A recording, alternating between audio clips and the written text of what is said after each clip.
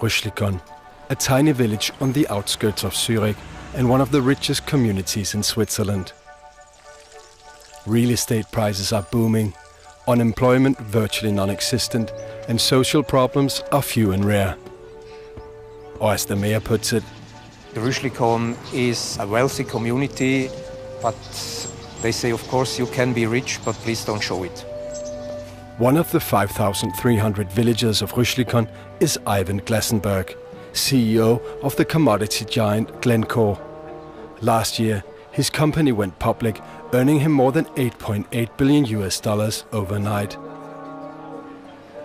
The next thing was surprising because we got a phone call from the tax office of the canton. They said, please be prepared to have a bank account that can accept 360 million of Swiss francs. The tax revenues from Ivan Glassenberg alone produced a surplus of more than 50 million Swiss francs. So the mayor decided to lower the taxes. We proposed to reduce it by 7%. But then trouble began. Meet Peter Kaddish and his wife Anna-Maria. Ja, die Gemeinde wollte die Steuern 7% senken und wir haben dann einen Vorschlag gemacht, nur 5% zu senken. Also es ist eigentlich eine kleine Nuance. Es sind doch allerdings dann, diese 2% sind doch 1 Million Schweizer Franken.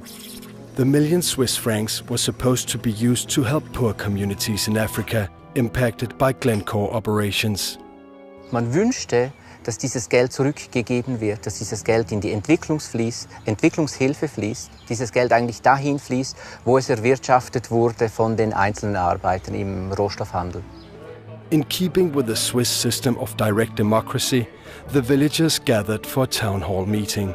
That was a flux of people coming to our meeting room, and we said, oh, okay, maybe our 280 seats that are available will not be enough. Many objected to Peter Kaddish's proposal.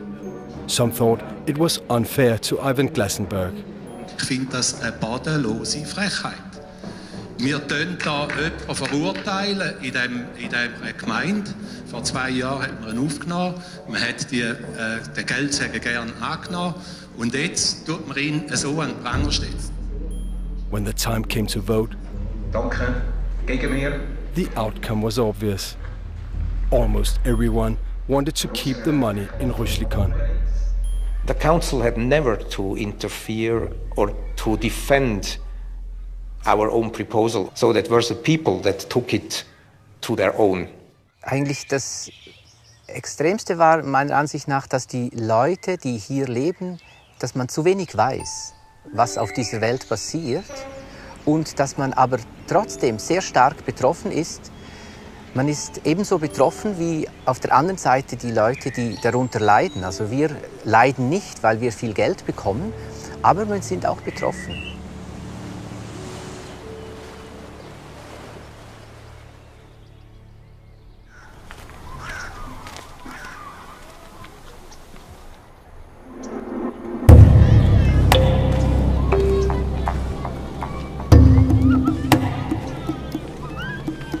This is the copper belt in Zambia.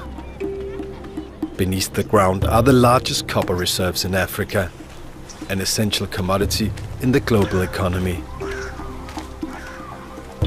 Glencore, under Glencore, yes. Today, virtually all Zambian copper mines are owned by multinational corporations. In 10 years, they've extracted copper worth more than $29 billion. As a country, as a nation, God has blessed us with such an abundant natural resource. Now, the paradox is that Zambia is ranked among the bottom 20 in terms of poverty, 20 poorest countries. We are wealthy, yet we are poor. The problem is no longer so much one of absolute poverty. It's become one of inequality, and Zambia is really a case in point for this. A lot of people think that we in the West have been extremely generous in the amount of foreign aid that we provide to the developing countries and particularly to Africa. Globally, our estimate is that the amount of money flowing out of developing countries is 10 times the amount of foreign aid flowing into developing countries.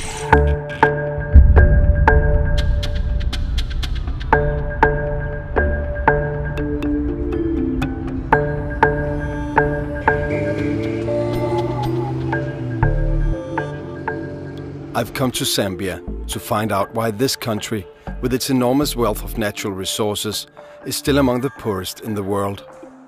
Why the boom in copper prices has not reduced poverty. The same question many Zambians asked themselves in the latest election.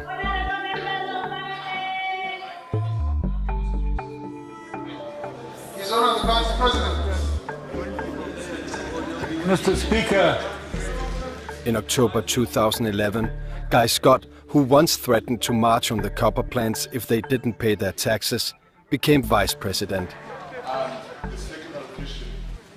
We're aware that Africa is losing more money from tax avoidance by foreign companies every year than it's gaining from aid from the countries from which these people come.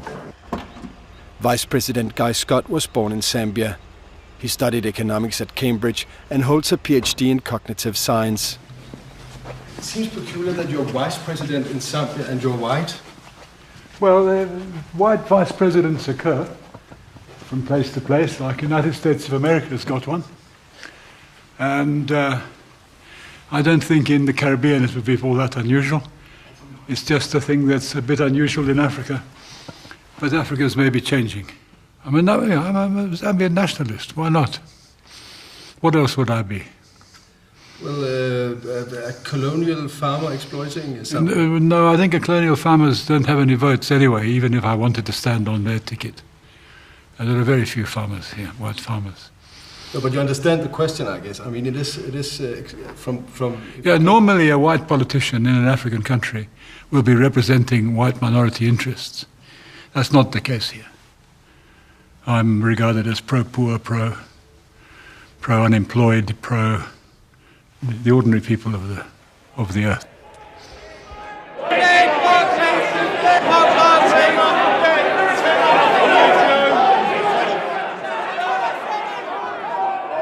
This is the London Metal Exchange, where the world market price on copper is determined. Between 2001 and 2008, the price on copper nearly quadrupled. Yet, despite the boom, the foreign investors paid virtually nothing in profit tax in Zambia. One reason could be transfer pricing. Transfer pricing is an enormously damaging phenomenon right the way across Africa. The name of the game is to shift your profits out of the high-tax countries, the onshore countries, such as in Africa, where the profits are actually being made, and shift them artificially into low-tax countries, into tax havens, where they won't be taxed or won't be taxed properly. The way that this is done is by multinational groups, is that they have subsidiaries all around the world, and these subsidiaries trade with each other.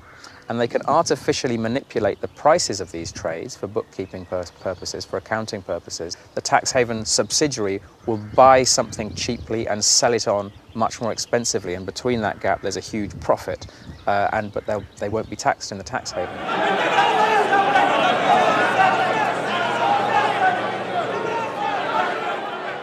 Much Zambian copper is not traded on the open market, but bought and sold internally within the same multinational corporations. 25 doing April, May, 25 running April, May. On paper, this makes Switzerland one of the biggest importers of Zambian copper. Switzerland is a huge purchaser of copper out of Zambia, but that doesn't mean that the copper is shipped from Zambia to Switzerland. The documentation goes to Switzerland, but the copper goes all over the world.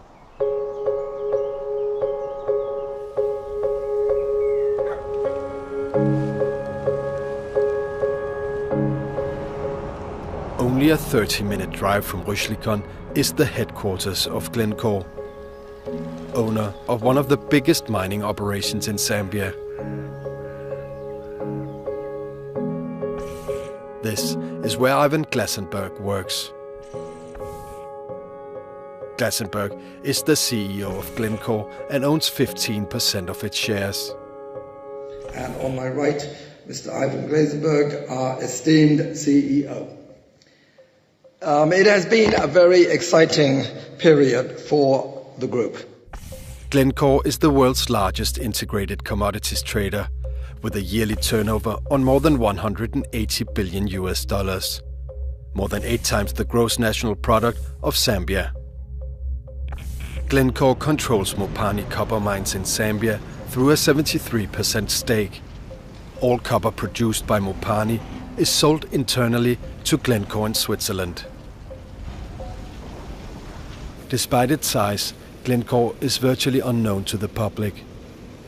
In 2011, attorneys for Glencore warned news organisations in the UK that Glencore executives are extremely private individuals and any reports about their homes or private lives could pose a security risk. Your company is a major investor in the developing world. We believe developing countries need more investment, not less. Investment provides jobs, education, access to healthcare, and improved infrastructure. We spend hundreds of millions of dollars on goods and services, as well as running schools and hospitals at many of our operations. Without foreign investment, none of this would be possible.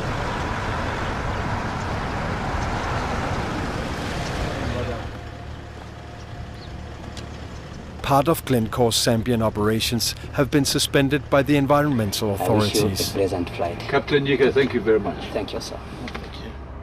Vice President Guy Scott is visiting the plant and has invited me along. Residents have complained that mist containing diluted acid is drifting from the plant to their homes. This looks like something out of a bondage and discipline kit. If we carry on touring the mines like this, we'll get everything that we need for it. No, just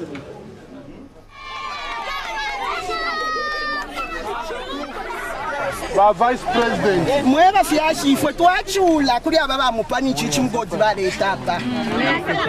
Obviously, the standards are pretty loose. On the excuse, of course, always that if you make us spend a lot of money on anti-pollution measures, then we won't have any to spend on making more money out of copper. At the plant, I meet with the chairman of Mopani copper mines. When I ask him about the suspension, he seems perplexed. Well, I don't know. We are good corporate citizens. We are open in our business. We are very frank when we deal with all outsiders, with all authorities that visit us. We open our books. We don't understand. In this particular case, the action by Zema was completely surprising. So we would like to find out why they took that action. We have challenged them on that issue, and we're expecting a response from them. After further safety measures were installed, the operation was allowed to reopen. This is not the first time the plant has come to the attention of the Zambian authorities. In 2005, acid spills from the plant contaminated drinking water in a nearby township. In 2008, a similar accident occurred, sending hundreds of residents to hospital. Well, I mean, there were stages when people in towns were turning on their taps and blue water was running out that had been created by pumping sulfuric acid into the subsoil. And this was leaking into the town water supply, and everyone was turning green, blue. Supported by a $50 million loan from the EU's European Investment Bank, Glencore has doubled the production capacity at Mopani. The production of copper also emits high volumes of sulfuric dioxide and dust. Sulfur emissions can cause respiratory diseases and create acid rain that destroys vegetation. A lot of respiratory tract infection cases come from canker oil, especially when the emissions are too big. Air pollution is regulated by WHO guidelines and limits set by the Zambian authorities. The levels are measured at 4 installations around the plant.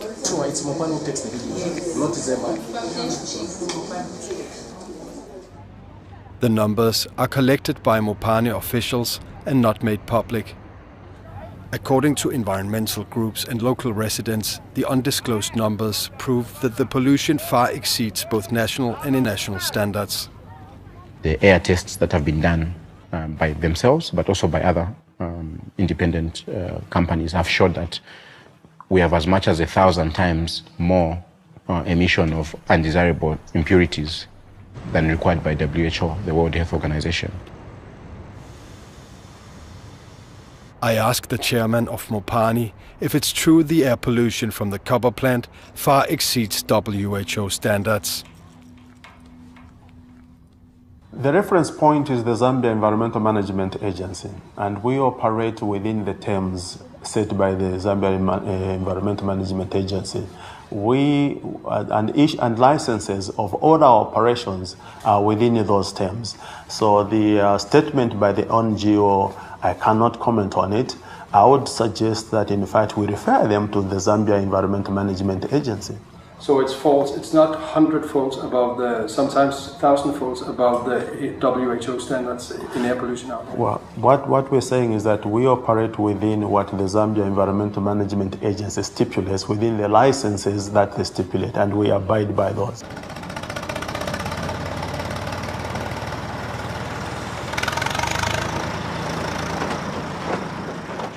I tried to obtain the figures from the measuring stations directly from Mopani and the Zambian authorities, but with no result. Finally, I contacted the head of communications at Glencore in Switzerland. The numbers that you collect, I know you have these measuring stations for pollution around Mufulira. Is it possible to get those numbers from you guys? They're not public numbers. Why not? This is something, because they aren't. This is something that is between us and the environmental regulator, in Zambia. Yeah, I'm just asking about what are the emissions. You must have the most precise information. I've answered that question several times. No, you haven't answered it. You said, okay, but then I'm a bit slow. What's the reply? The reply is that we're capturing half. The data that you are asking about is not public data. That is the reply.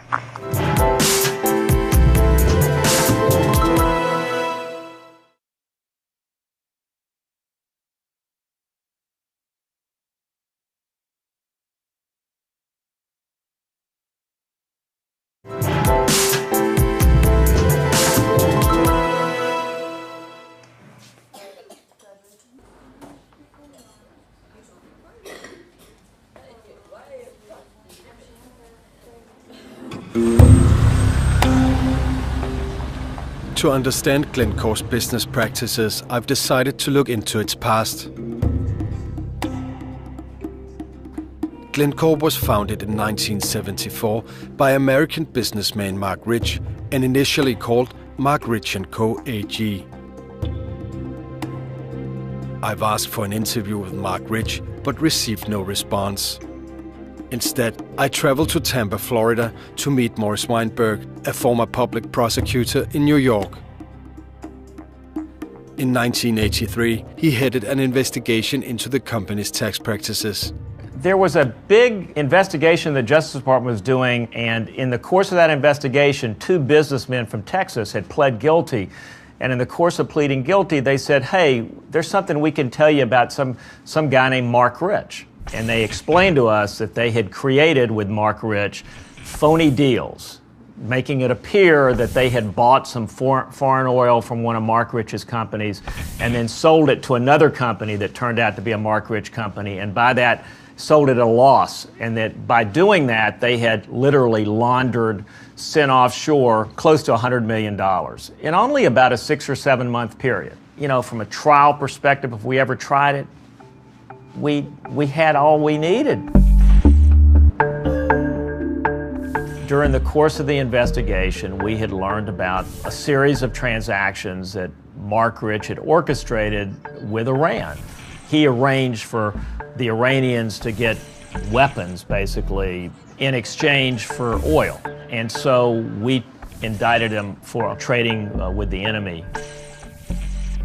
The company and its CEO, Mark Rich, were indicted for tax evasion, tax fraud, and trading illegally with Iran during the hostage crisis.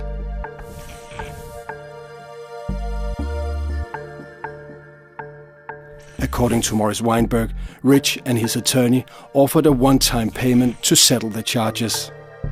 Well, he came in the office. He's a big guy. He's a really big guy, Edward Bennett Williams. And everybody, all of my friends were all excited because here's the most famous lawyer in the country is coming in to meet me. And he comes in, he sits down, he puts his feet up on my desk, and we talked about baseball. And then eventually, he said, well, something to the effect of, can't we just get this resolved? We'll just pay some money and, it'll go away. I mean, and then he said something, I know you got a pretty good case here. I know you got a pretty good case, and I just want to, make it go away. And I said, he's going to have to plead guilty. He's going to have to plead guilty. And he says, what do you mean? I said, it means he has to plead guilty and he's going to go to jail. And I think I probably spelled it out like Jail, jail. And he said, woo. And he said, well, why? And I said, and I said, well, look, it's the biggest tax fraud in the history of the United States. If we let him go, how are we ever going to do another case?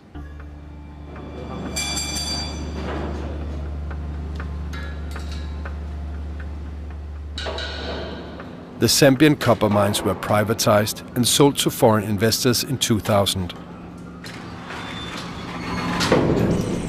It is fair to say that of all the frauds that occurred in Zambia during President Chiluba's time, the privatization of ZCCM was one of the most significant. The privatization process has never been officially investigated for corruption. But the president at the time, Frederick Chiluba, was sued by the Zambian state for misappropriation of funds in the London High Court in 2007. Michael Sullivan represented Zambia in the case against Chiluba. President Chiluba was found liable in damages to the Republic of Zambia in the sum of $46 million for conspiracy to defraud the Republic and for breach of fiduciary duty. A very living example concerns the purchase of extravagant shoes and suits from, in particular, one named Boutique Basile in Geneva. There was spent over $1.1 million, and the clothes which were purchased were found during the investigation into state corruption. I've seen them myself. There were 11 trunks. I mean, I have the list of what was found in the trunks, and you have 206 designer suits, 185 shirts, 36 jackets, 157 trousers, and 64 pairs of shoes, and 74 ties. Now, all these ties were designer ties, mainly coming from Switzerland and Italy. So there you have a graphic example of the nature and extent of the corruption. ZCCM was sold for a total of $627 million. Last year alone, the mines produced copper worth more than $6 billion. President Chiluba died in 2011. Francis Kaunda, who headed the negotiations, still lives in Zambia. In 2008, he was sentenced to 2 years in prison for corruption relating to the privatization of ZCCM. For half a year, I tried to get an interview. So you would want a payment for the interview? Yes, I would charge for it. When I declined to pay, our communication ended. Forget it. I just want you to have the opportunity because we talked. Forget it. You don't want opportunity. Can I please say something? Sorry. I would just. Forget it.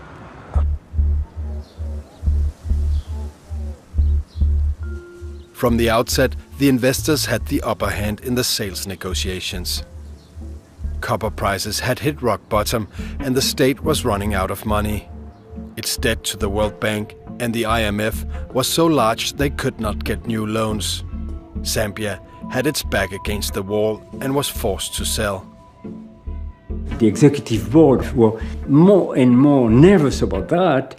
So the board let me with no initiative but to get the money back and not to extend more credit to that country if we are not repaid or if we don't invent a scheme to be repaid. The mines was the last great resource that the state held, and the bank and fund were very keen for the mines to be privatized.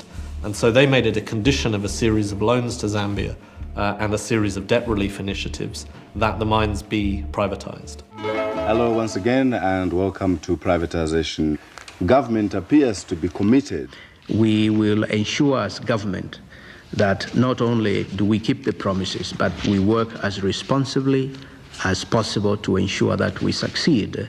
So the IMF acted as effectively a gatekeeper to all donors, both the bank, the fund and all bilateral donors. We were basically under the instructions of the World Bank and the International Monetary Fund. Effectively, Zambia made a decision that the country was in such a desperate situation with its very high debt that it should do anything it could to please the foreigners. Anything you need to do to keep the donors engaged and to an extent to attract investors should be done.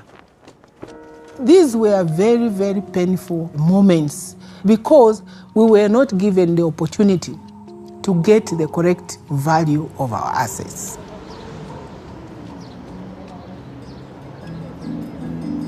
Today, the privatization of the copper mines, combined with the boom in prices, has revitalized the mining sector. Yet despite economic growth, unemployment remains largely unchanged. With more than 64% of the population living below the poverty line, Zambia is more than ever desperate to attract foreign investment, hoping this will create new jobs. Since we came to power, which is only 6 months ago, something like 150,000 people have been dumped on the jobs market. And we certainly haven't created 150,000 jobs in the 6 months that we've been in power. For the investment park. Is that right? 说这次在代表团来，主要是为了这个合作区的这个发展，是不是这样的？是的。Yes, Your Honor. More than for the mine. That's what I'm just clarifying. 不光是矿山，而且是合作区。I'm sorry about the Minister of Commerce. I couldn't track him down. Every speech, every pamphlet, every newspaper story talks about we owe the youth jobs. Unemployment, unemployment, unemployment. And you just can't escape it. And even the opposition now, the ones who were in government for 20 years, are now trying to tell us that we have failed because we haven't managed to create 1 million jobs or whatever it is. The foreign mining companies go a certain way towards that. And they'd go a lot further if they paid their tax. Aren't you? You read my lips, I didn't say they're not paying tax. But if they were to pay more tax, it will go a very long way to indirectly creating jobs. Through our investment, we also want to make our due contributions to the deepening of friendship between China and Zambia. And we also want to see the friendship between the people of the two countries can be deepened through our investment because we can understand each other much better through our investment here. Thank you very much for coming. Thank you very much for organizing the lunch. We need Chinese lunch in Zambia more often. Our priorities in Zambia are jobs. Jobs and more jobs and taxation revenue. Your Honor, we have a small request. My colleagues want to take a photo with you. We don't know whether it is permitted.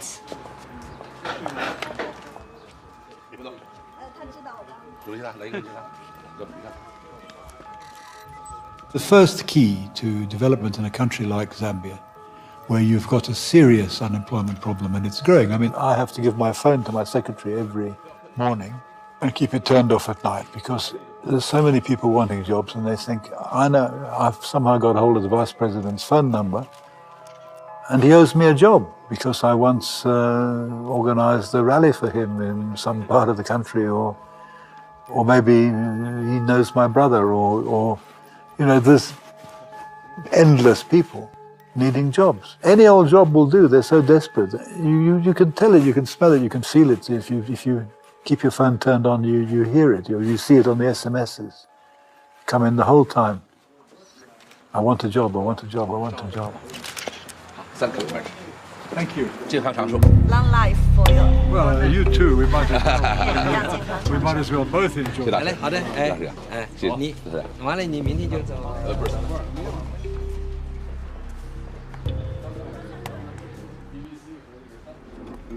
The lack of tax revenue from the mines has left some donor countries concerned that Zambia is not benefiting enough from its copper.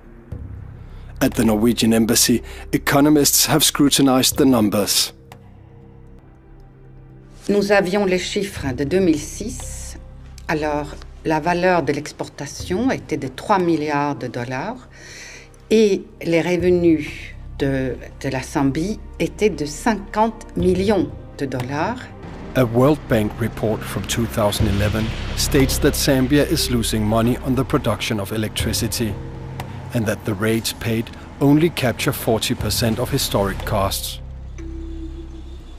According to the mining companies, there's a simple explanation to why they've hardly paid any profit tax. What am I saying? What I'm saying is that a number of companies had carryover tax losses. That's one. Then two, because the productive infrastructure had deteriorated, dilapidated so badly, it required huge investment to bring the production up.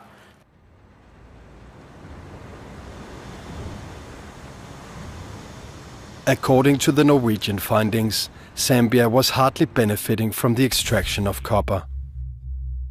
In 2007, the tax revenue from the mining sector amounted to only 0.2% of the gross national product, while at the same time, copper made up nearly 71% of Zambia's exports.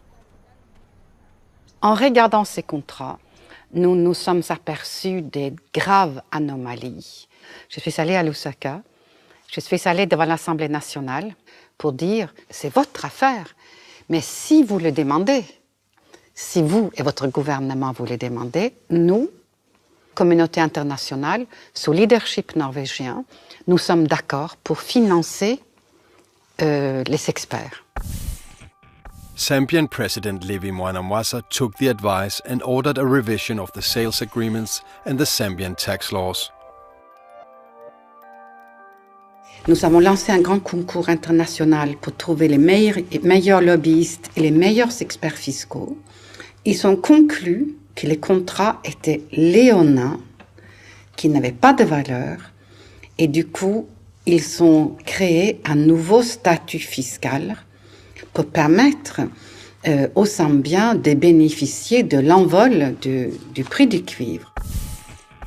In April 2008, the Zambian government cancelled the conditions in the original sales agreements and introduced a new tax regime. The mining companies, it would be an understatement to say that they didn't like it. They went bananas and they threatened with international courts and the like. They introduced the taxation levels which were going to put mining companies out of business. So it was complicated from the two sides. From the mining company's point of view, the effective tax rate was too high. From the other stakeholders, the Zambian people, it was a welcome move because it was going to mop up a lot of money which would have been used for other development.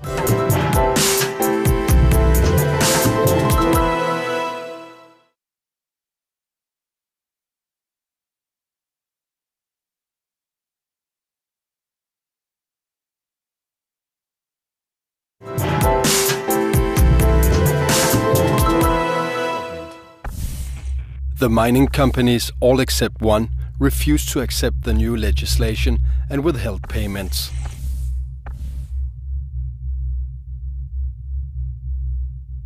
Legislation is not the only challenge.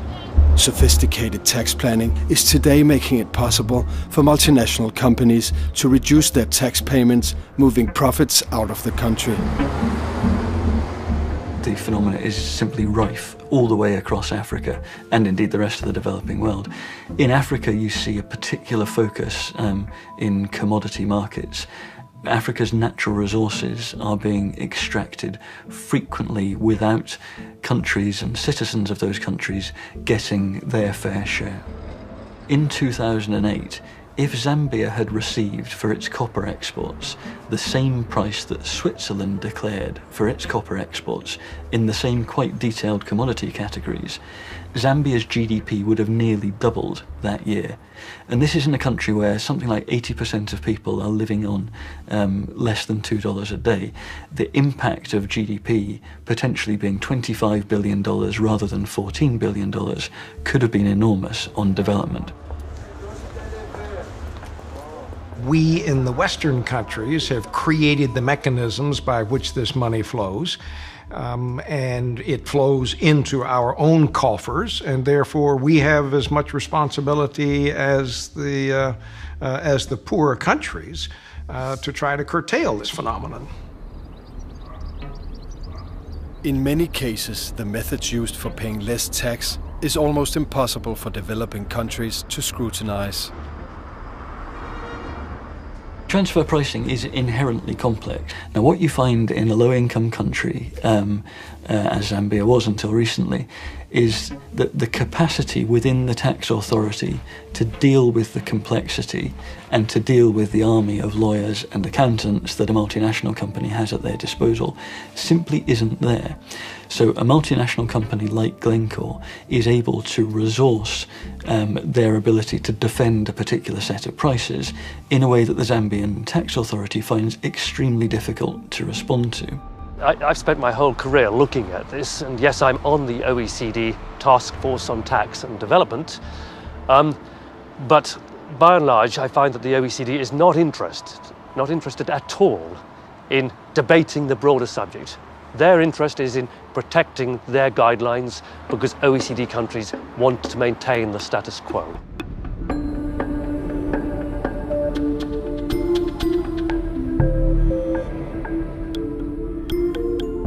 Glencore's history of legal problems are remarkable.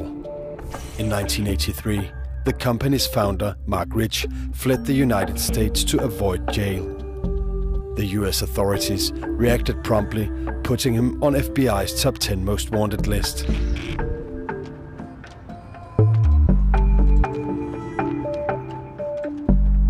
He decided he didn't want to go to jail. He felt like he was above the law, and therefore he was going to do he had more money than anybody, and he was going to do everything he could to try to beat this.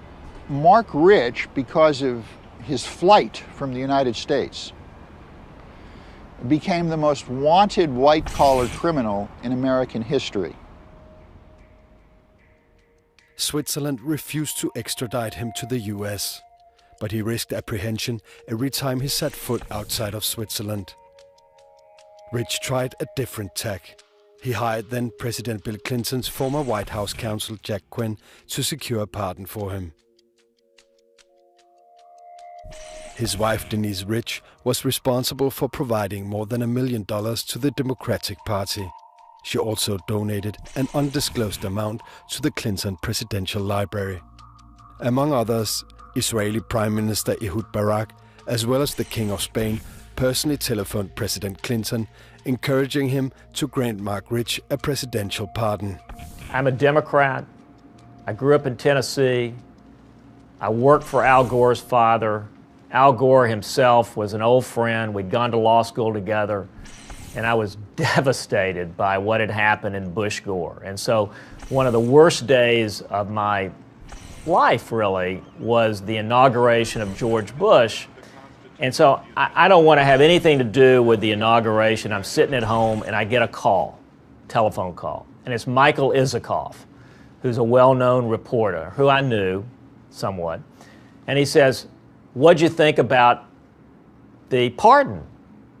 And I said, "What, Milken? Milken got," because the publicity is that Milken was, and he said, no, Mark Rich. And I said, I cursed, I said, "No effing way." And he said, "No, Mark Rich." I said, "Well, what about Pinky Green?" He said, "Who's Pinky Green?" I said, "Well, that's his partner. Did he get pardoned too?" And he goes down the list. You can hear, he said, "Yeah, he got pardoned too." I said, "Good Lord." Ivan Glassenberg joined the company just as Mark Rich fled to Switzerland. Glassenberg's first post was as a coal trader in Johannesburg. At that time, the company's core business was providing oil to the apartheid regime in South Africa. From his exile in Switzerland, Mark Rich made an estimated $2 billion selling oil to South Africa before and during the UN embargo. In 1991, Ivan Glassenberg had caught Mark Rich's attention and was brought to the headquarters in Switzerland. Over the next couple of years, Ivan Glassenberg became a trusted member of the inner circle, known as the Rich Boys. The pardon of Mark Rich did not include the company.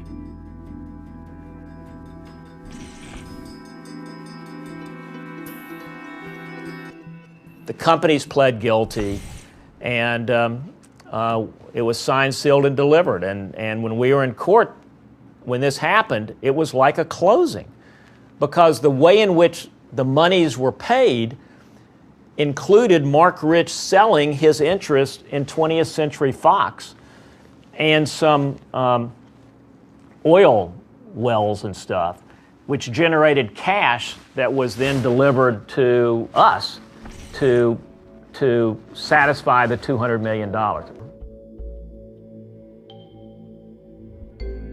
1 year after his flight, the company Mark Rich & Co. pled guilty to tax fraud. They did act like, from day one, that they were above the law. Every time I turned around, his company and people for his company were cheating and were breaking the law, whether it was doing a midnight sale that was bogus, or trying to secrete documents out of the United States, or cheating on taxes, or making up phony deals to launder money out of the United States, or doing deals with the Iranians when they were prohibited. Whatever it was, he was cheating. In 1994, Mark Rich stepped down as CEO and sold his shares to the management. The company was renamed Glencore. In 2004, Ivan Glassenberg took over. Today, Chairman Simon Murray assures that Glencore is involved in no illegal activities. Our position on the issues of bribery and corruption is clear. Offering, paying, authorizing, soliciting or accepting bribes is totally unacceptable to Glencore. At the time Simon Murray made these assurances to the shareholders, Glencore's grain division and 2 of its employees were standing trial in a Belgian court, charged with bribing a European Union official. Please don't feel. Everything is presumed innocent, we don't lag. For 2 years, Glencore had supplied EU official Carol Bruce with cash, travel and a free phone. All in exchange for inside information. Information Glencore used to secure EU export refunds. A lucrative arrangement, making millions for Glencore. On June 27, 2012, Glencore's grain division was found guilty and fined €500,000. Glencore has appealed and declines to comment. Glencore has full oversight of its tax practices and fully adheres to all its tax obligations in line with the laws in the countries and the territories in which we operate. A confidential report leaked in January 2011 raises serious questions about Glencore's tax practices in Zambia. The report contains the results of a comprehensive tax inspection of Glencore's Zambian subsidiary, Mopani Copper Mines. Here it is. I got a brown envelope from in my mail, it's here. And I mean, it was a very simple envelope, nothing specified on it, just my address. Inside there was a pilot audit of the Mopani copper mine. Who sent it to you? I don't know. You don't know who sent it to you? No, I don't know because I think that it wasn't meant to be public. Financed by a group of donor countries led by Norway, Zambia had hired the international audit firm Grant Thornton to carry out the audit. Pas simplement la sous-facturation, la manipulation des résultats, il y avait aussi le fait que des pans entiers qui auraient dû figurer dans les chiffres d'affaires étaient complètement occultés. The purpose of the audit was to establish if Mopani's tax payments for 2006 and 2007 had been correct. The auditors found strong indications of transfer pricing and noted that prices seemed to be determined by the parent company, i.e. the purchaser. This, concludes the auditors, was not in accordance with the arm's length principle. In other words, Glencore in Switzerland appeared to have been manipulating copper prices and as a result reduced its tax bill in Zambia. That situation is not correct. We deal with Glencore at arm's length and we are paid at prices that relate to the London Metal Exchange. Based on the findings, the auditors concluded that Glencore had traded with its subsidiary in breach of the OECD's arm's length principle and that this should have an impact on the tax assessments for the period under review. It was a report that contained issues that were not factual. That report was a desktop report. It had a fundamental flaw in the sense that the auditors did not familiarize themselves with the chain of production. According to the auditors, Mopani had resisted the audit at every stage and did not appear to be concerned of any sanctions that might come. If a similar audit report had been carried out for the tax authority in the UK, for example, then I think you would very quickly have seen, as a first step, I think you would have seen a threat of proceedings simply on the grounds of non-cooperation, even before we start looking at the potential for redress, given the apparent scale of distortion in the way that the mine has been operated. After the report was leaked, the EU's European Investment Bank suspended any further loans to Glencore. In Zambia, the finance minister called for the company to pay what it owed, but Glencore has refused. One Zambian charity has reported Glencore to the OECD. Under the OECD, there is a complaints mechanism where you can actually file a complaint against a company for violating tax-related guidelines, which we did. So what has come out of that? Nothing, because Glencore refused, and the OECD said they can't do anything if one party does not want to cooperate. For 6 months, I've tried to get an interview with Ivan Glassenberg, but he has declined. In a written response to the audit, Glencore rejects all its findings. The issue remains unresolved.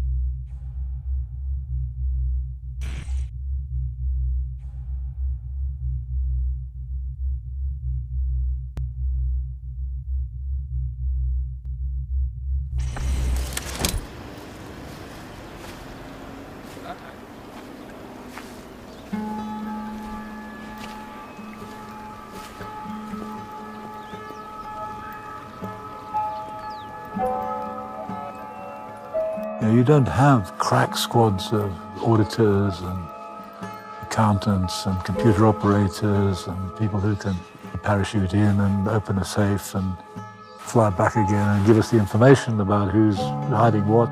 So you're just trying to do the best you can do, and that's what we're doing, and I hope we get better at it. I can't jump out of this chair, run through the door, grab my AK-47 from my shelf and accost the nearest miner. You know, it just takes a bit of time. It may take more time than people are prepared to tolerate.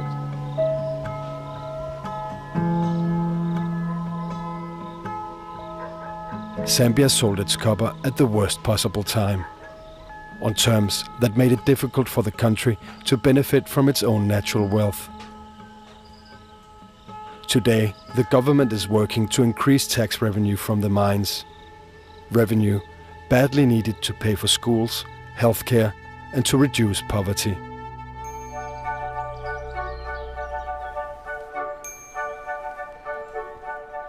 The leak of the audit report did not upset the market. In May 2011, Glencore raised over $10 billion, making it the world's largest IPO that year. Buyers included the Church of England and the Norwegian government through its oil fund. It has been a very exciting period for the group.